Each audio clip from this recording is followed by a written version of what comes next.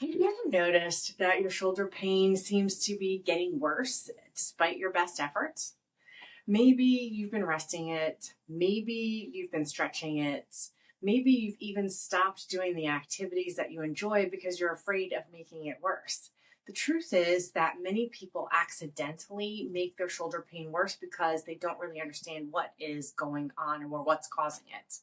Today, we're going to talk about a few of the most common mistakes that we see active adults make with shoulder pain and what you should do instead. Mistake number one is waiting too long to address it. If you wait too long, you're just going to create more irritation. If you have abnormal movement patterns, meaning patterns that aren't efficient, you might just cause irritation of the tissues that are already irritated, causing you pain with the movement that you have. So don't wait too long. Get it addressed. So what you're saying is that they should pay attention to changes in function and seek guidance before the small problems become larger problems. I believe I said that. Okay. All right. And so the other thing that people talk about doing is that they completely stop movement, right? Yeah.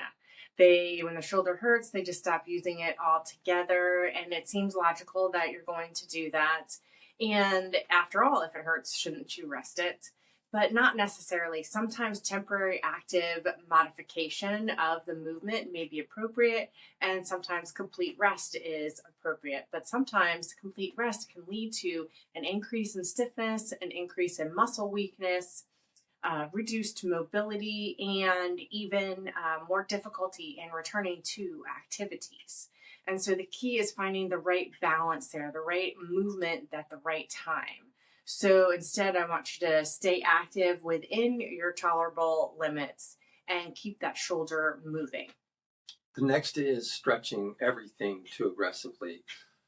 Shoulder pain isn't always linked to tightness, although it may be part of the situation. You can't overstretch your way out of pain. So we have to look at whether or not if the rotator cuff is irritated. In other words, more stretching isn't always better. The right treatment depends on the underlying cause of whatever is transpiring in your shoulder. So sometimes people only focus on the shoulder. And for us at Kriz Physical Therapy, we just sometimes discover that the shoulder is only part of the story.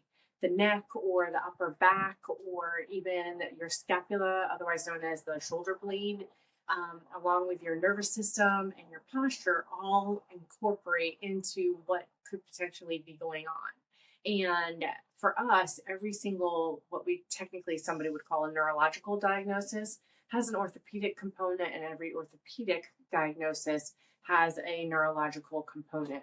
So sometimes you have to just be thinking that you see the pain in the shoulder and that's what you think needs to be addressed, but that's actually not the root cause of the problem.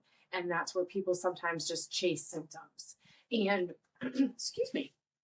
So when you're trying to work on getting to the root cause, you want to make sure that you're doing what is appropriate.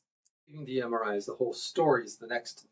And the reason we say that is because many people come in with MRI reports or imaging studies, and they say, well, the MRI shows that I have this or this, but the MRI is just a picture. I mean, studies go with back pain and show that you've got discs or herniations or anything like that, and there's no issue. With the shoulder, it may show that you have a partially torn rotator cuff, but in fact, a lot of us have torn rotator cuffs, but the question is how you move. How strong are you? Can you move through motion efficiently? And if you can, then it may not simply be that it's torn, or if it is torn, that's not the whole story. So we have to look at the entire picture.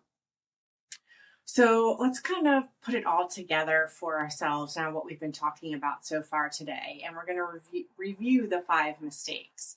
1 is waiting too long. 2 is completely stopping movement.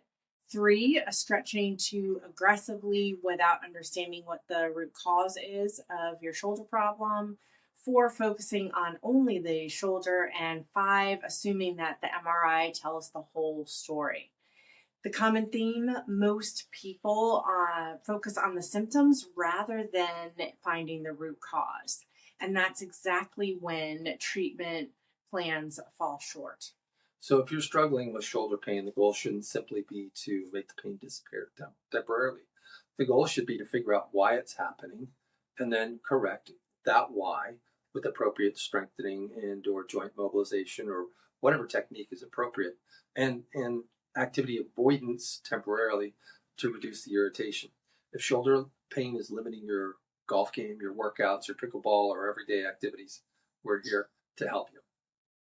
Cheers Cheers. to another Wine Wednesday.